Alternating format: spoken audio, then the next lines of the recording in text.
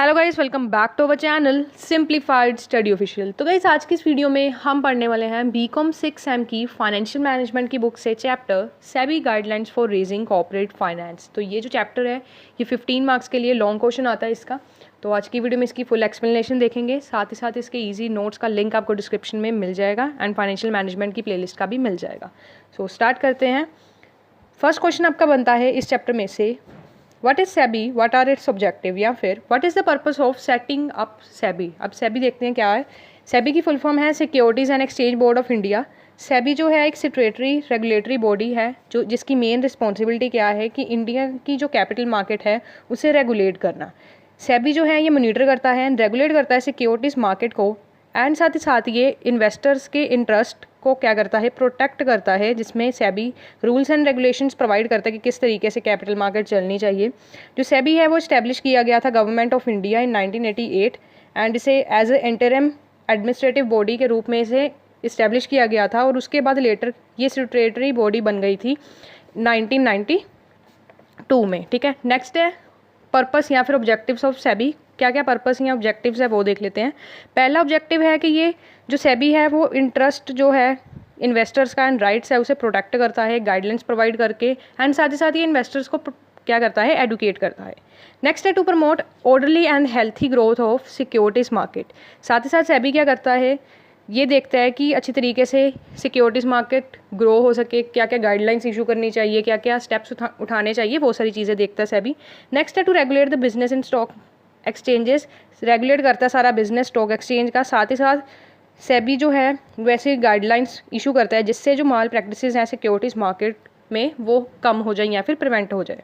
Next है to develop a code of conduct for intermediaries like brokers, merchant bankers etcetera. साथ ही साथ code of conduct किस तरीके से ब्रोकर्स, मर्चेंट बैंकर्स हो गए, सब ब्रोकर्स हो गए, इन्हें काम करना चाहिए, क्या क्या गाइडलाइंस है वो सारी इशू करता है सेबी।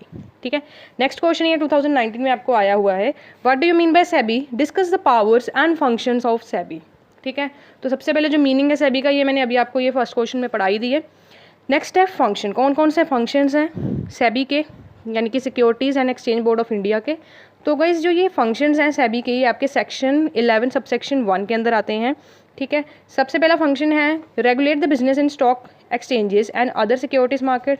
सारे बिजनेस को रेगुलेट करना स्टॉक एक्सचेंज के, ठीक है, मतलब कैपिटल मार्केट की सारी वर्किंग को देखना। उसके बाद registering and regulating the working of stock brokers, सब ब्रोकर्स, रजिस्टर करना ब्रोकर्स को, सब ब्रोकर्स को, एंड उनके वर्क को क्या करना, रेगुलेट करना। ठीक है, नेक्स्ट है registering and regulating the working of depositories participants. ठीक है, अब क्या करना, फिर से रजिस्टर करना एंड रेगुलेट करना डिपॉजिटरीज के वर्किंग को, किस तरीके से वो काम कर रहे हैं। ठीक है, कस्टोडियन ऑफ सिक्योरिटीज़ हो गए, फॉरेन इन्वेस्टर्स इंस्टीट्यूट हो गए, उनकी वर्किंग को देखना, उनको रेगुलेट करना अच्छी तरीके से। साथ ही साथ रजिस्टर एंड रेगुलेट करना working of venture capital funds के, मतलब सारी वर्किंग देखनी वेंचर कैपिटल फंड्स की, एंड कलेक्टिव इन्वेस्टमेंट जो स्कीम्स हैं, म्यूचुअल फंड्स भी, सारा उनकी वर्किंग वगैरह देखना, उन्हें रेगुलेट करना। साथ ही साथ सेल्फ रेगुलेटरी जो ऑर्गेनाइजेशन है उन्हें प्रमोट करना एंड रेगुलेट करना।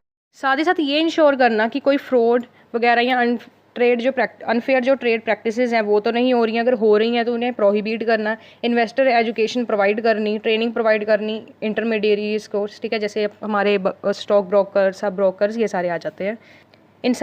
इनसाइडर ट्रेडिंग जो सिक्योरिटीज़ की हैं उन्हें बंद करना, प्रोहिबिट करना।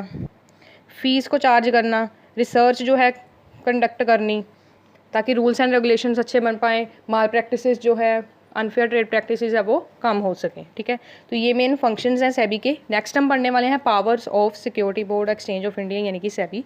पहला है पावर ऑफ इंस्पेक्शन।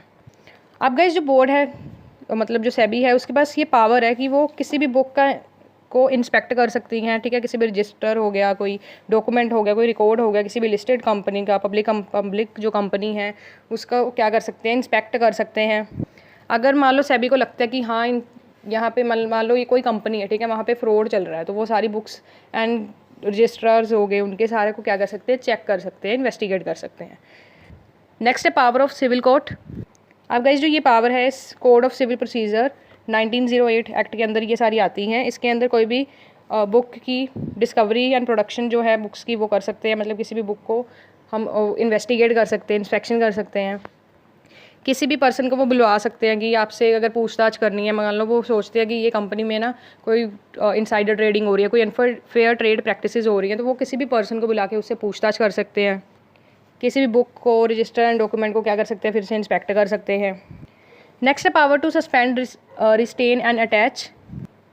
अगर गाइस बोर्ड सोचता है, मान लो कोई भी सिक्योरिटी है जो कैपिटल मार्केट में या स्टॉक एक्सचेंज में वो ट्रेड हो रही है, वो अनफेयर ट्रेड प्रैक्टिसेस हो रहा है, अच्छी तरीके से वर्क नहीं कर रही है, तो वो क्या कर सकते हैं, सेबी किसी भी सिक्योरिटी की ट्रेडिंग को सस्पेंड कर सकते हैं, किसी भी पर्सन को रिस्टेन कर सकते हैं जिससे वो सिक्योरिटीज़ मार्केट को एक्सेस नहीं कर पाएगा। किसी भी ऑफिसर को या किसी भी पर्सन को जिसे वो सोचते हैं कि हाँ ये पर्सन फ्रॉड कर रहा है, अच्छे तरीके से काम नहीं कर रहा है, उसे क्या कर सकते हैं, सस्पेंड कर सकते हैं। नेक्स्ट है पावर टू लीव पेनल्टी। अब सेबी के पास पावर होती है कि वो पेनल्टीज़ को लीव कर सकता है, ठीक है, लेवी कर सकता है।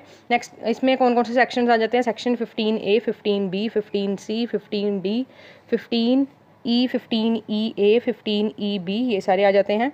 नेक्स्ट है power regarding protection of investors. अब गाइस ये मेन पावर है सेबी की कि उन्होंने इन्वेस्टर्स जो है उनका इंटरेस्ट को प्रोटेक्ट करना है। इसमें वो regulations, rules and regulation provide करेंगे, ठीक है, सारी एजुकेशन प्रोवाइड करेंगे इन्वेस्टर्स को, ताकि उनके साथ कह सकते हो अनफेयर ट्रेड प्रैक्टिसेस ना हो पाए। नेक्स्ट है पावर टू इशू डायरेक्शंस। अब सेबी क्या करता है, डायरेक्शंस प्रोवाइड करता है कि किस तरीके से जो कैपिटल मार्केट की वर्किंग है वो होनी चाहिए, और साथ ही साथ ब्रोकर, सब ब्रोकर की वर्किंग किस तरीके से होनी चाहिए, रूल्स एंड रेगुलेशन प्रोवाइड करता है। नेक्स्ट क्वेश्चन है guys, discuss in detail the guidelines issued by SEBI in regarding to first issue of company और public issue of existing company. इसमें सबसे पहले एलिजिबिलिटी जो रूल्स हैं कंपनीज़ के लिए अगर वो सिक्योरिटीज़ इशू कर रहे हैं वो पढ़ लेते हैं।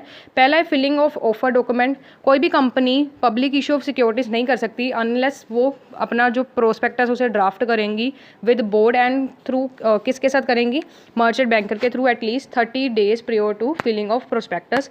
नेक्स्ट है company bear note to issue securities. जो कंपनी है वो अपनी इशूज़ को तब तक क्या नहीं कर सकती, इशू नहीं कर सकती अगर कंपनी को सेबी ने प्रोहिबिट किया हुआ है कि वो कैपिटल मार्केट को एक्सेस नहीं कर सकती। नेक्स्ट है एप्लीकेशन फॉर लिस्टिंग। कोई भी company public issue of securities नहीं कर सकती, उन्होंने मतलब या फिर कंपनी ने एप्लीकेशन नहीं प्रोवाइड की है कि वो स्टॉक एक्सचेंज में लिस्टेड नहीं हुई है। मतलब सपोज ये सोच लो कि जो सिक्योरिटी है वो स्टॉक एक्सचेंज में अभी लिस्टेड ही नहीं है, जब तक लिस्टेड नहीं है वो क्या कर सकेगी, इशू ही नहीं करेगी कंपनी। नेक्स्ट है issue of securities in dematerialised form. कोई भी कंपनी पब्लिक या फिर राइट इशू नहीं कर सकती है डीमटेरियलाइज्ड फॉर्म में अनलेस अगर कंपनी ने एक एग्रीमेंट बनाया है विद डिपॉजिटरी के डीमटेरियलाइजेशन ऑफ सिक्योरिटीज़ है वो प्रोवाइड की जाएगी, या फिर कंपनी ने अपने सब्सक्राइबर या शेयर होल्डर्स को ऑप्शन नहीं अगर प्रोवाइड किया है कि आप पहले आप हमारी सिक्योरिटीज़ जो है बाय कर सकते हो, उसके बाद उसे डीमटेरियल फॉर्म में कर सकते हो, तो इस केस में डीमटेरियलाइजेशन कर पाएगी कंपनी। ठीक है, तो गाइज़ ये आपके कुछ इंपॉर्टेंट क्वेश्चन बनते हैं इस चैप्टर में से। ठीक है, बाकी के जो क्वेश्चंस बनते हैं वो हम अपनी नेक्स्ट वीडियो में करेंगे। ठीक है, एंड फाइनेंशियल मैनेजमेंट की फुल प्लेलिस्ट का लिंक डिस्क्रिप्शन में मिल जाएगा। एंड नोट्स के लिए आप हमें इंस्टाग्राम पे फॉलो कर सकते हैं @simplified study official, जिसका लिंक भी डिस्क्रिप्शन में आपको मिल जाएगा। तो आज की वीडियो में इतना ही। Thanks for watching.